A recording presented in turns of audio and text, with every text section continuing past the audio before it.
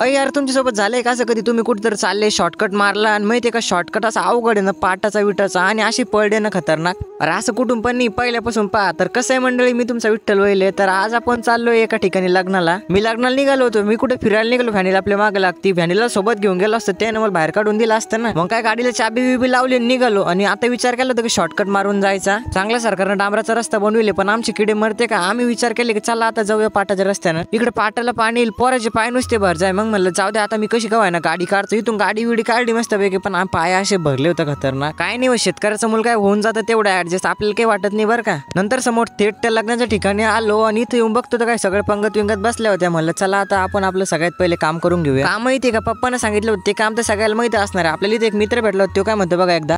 हम साथ साथ मिले यहाँ पे आज शादी के प्रोग्राम में. ये हमारे विठ्ठल भाई ने हमारा व्हिडिओ.